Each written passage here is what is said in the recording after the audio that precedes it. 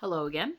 This time it is just us because my girls needed him. So, um, the joy of having a baby and toddler. So right now we're gonna do chapter 6 of Genesis. So if you don't have a beverage or a place to get comfy, or if you're gonna start folding that laundry, it's probably sat there for a couple days. No judgment, me too. Let's get started. So, in the beginning of chapter 6, it says that the men began to multiply. The sons of God saw their daughters, saw how beautiful they were, and started taking them as their wives. So, these guys were like, those are some nice women. Started making wives out of them. Um, it was then said by God that my spirit shall not abide in man forever, for he is flesh, his days shall be 120. And there are sayings that they don't know if 120 is just like the cap for human years, like that's where we're capped out, or if it was said that when he said it 120 years after that was the flood. So, yeah, let me know what you think in the comments about that because I would like to know. So then the Lord saw how wicked and evil the population had become on earth, that men's hearts were corrupted and there was so much evil and violence, and he actually got to the point that he regretted making man, and it saddened him with how corrupt everybody had become. So he decided to be like, all right, I'm done with this. We're blotting man out. I am getting rid of everyone. We're done with this. Luckily, um Noah had found favor in the eyes of God. Noah was a righteous man, and it was said that he was blameless for the evil of his generation.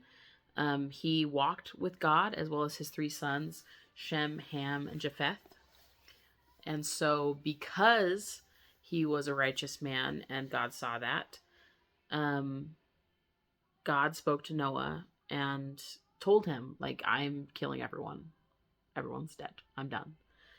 But he told Noah to make an ark of gopher wood specifically, and make rooms and cover inside and cover inside and out with pitch, which a friend of mine said was like a sap, I guess.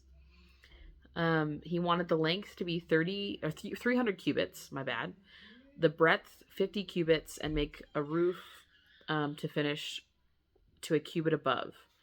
It said that he told him to set the door on its side because when the flood started, he actually seals them in. God seals them in. So he said to make lower, second, and third decks. And when the flood waters come, they will destroy anything that is flesh, and which is the breath of life underneath heaven, and everything that is on earth shall die. So anything that breathes on earth will die. But he establishes his covenant with him, which is his promise that him, his sons, his wife, and his wives, the sons' wives, live, basically. And he asks him to get 2 of every living thing of flesh, male and female, to be on the ark, so that they can repopulate. So he says, take every sort of food with you, and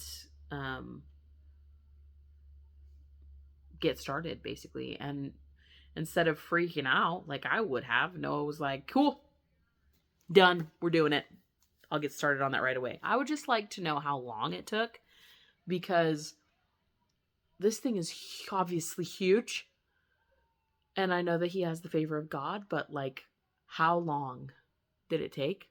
I didn't see a length of time. Does anybody know that? My friend says that they have a remake of it somewhere, and it's like a